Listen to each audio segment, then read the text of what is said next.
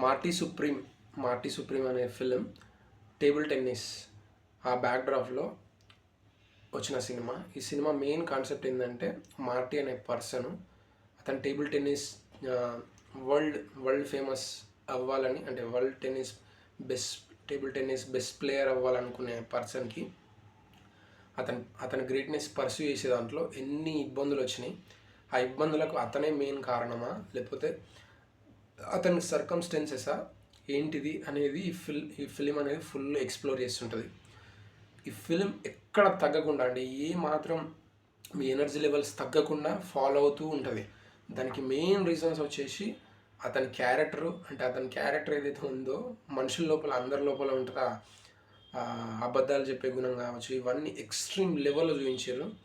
And music part వచ్చేసరికి extensively అసలు చాలా ఫ్రెష్నెస్ ఉంటుంది. అండ్ మ్యూజిక్ అండ్ అతని పర్ఫార్మెన్స్తో సినిమా అనేది వెళ్తూ ఉంటుంది. ఎందుకంటే ఇది టోటల్ క్యారెక్టర్ బేస్డ్ ఫిలిం కాబట్టి, క్యారెక్టర్ బేస్డ్ ఫిలిం అయినప్పటికీ కూడా ఏమాత్రం స్టోరీని మనకు అంటే తక్కువ చేయకుండా ఆ స్టోరీ వెళ్తూనే అతని క్యారెక్టరైజేషన్ ఫాలో ఉంటూ వెళ్తుంటుంది మార్టీ సుప్రీం అనే ఫిలిం.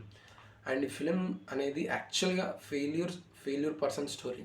అంటే అంటే మనం చాలాసార్లు సక్సెస్ స్టోరీస్ చూస్తాం. అంటే ఈ ఫిలింలో కూడా మనం సక్సెస్ స్టోరీ చూస్తున్నాం అన్న ఫీలింగ్ కలుగుతుంది. అండ్ ఇప్పుడు ఒక కొత్తగా వెళ్ళే పర్సన్స్ ఎవరైతే ఉన్నారో వాళ్ళు, అరే నేను ఒక సక్సెస్ అంటే డెఫినెట్గా క్లైమాక్స్లో అతను విన్ అవుతాడు, వాళ్ళు ఛాంపియన్ అయిపోతాడు అన్న ఫీలింగ్ తెలియని వాళ్ళకు ఉంటుంది. కానీ ఈ ఫిలిం యాక్చువల్గా దాన్ని పక్కన పెట్టేస్తుంది. అంటే చాలా వరకు సాగర సంగమం సినిమా ఏదైతే ఉందో ఆ సినిమా ప్లాట్ కూడా ఇట్లనే ఉంటుంది కొంచెం. అంటే దీనికి సంబంధం లేదనుకోండి. సాగర సంగమం కూడా ఒక ఫెయిల్యూర్ స్టోరీ. ఇలాంటి ఒక ఫెయిల్యూర్ స్టోరీ అనేది స్క్రీన్ మీద చెప్పడం అనేది that I felt more unique.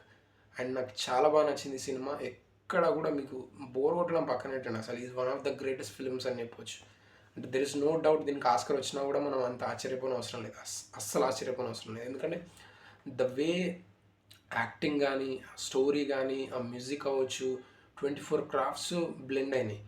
Course కొంతమంది చెప్తున్నారు ఇది ఇంకొంచెం బెటర్గా తీయొచ్చు అది అనే ఇంటెన్షన్ వాళ్ళకు ఉన్నప్పటికీ, బట్ ఇది రియల్ స్టోరీ, రియల్ ఇన్సిడెంట్స్ మీద బేస్ అయిన స్టోరీ కాబట్టి దాన్ని ఇంకా ఓవర్ డ్రామటైజ్ చేయడానికి ఏమాత్రం వీలు లేదని నా opinion.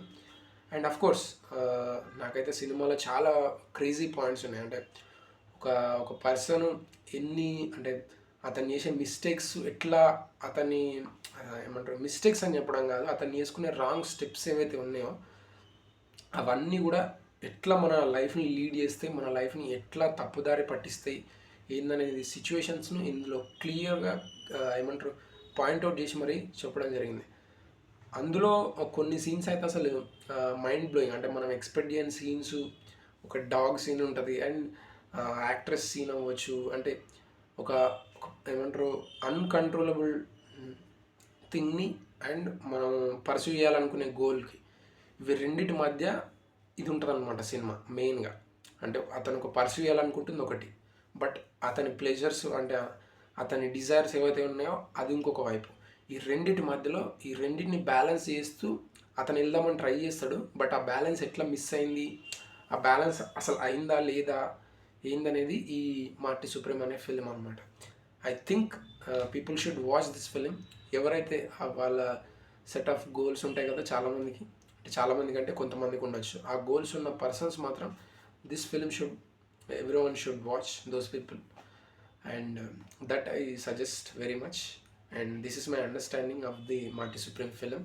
Hope you guys will like it, and subscribe చేసుకోకపోతే సబ్స్క్రైబ్ చేసుకోండి, ఎందుకంటే నాకు కూడా కొంచెం ఎంకరేజ్మెంట్ అవసరం కాబట్టి. And thank you for watching. Bye bye.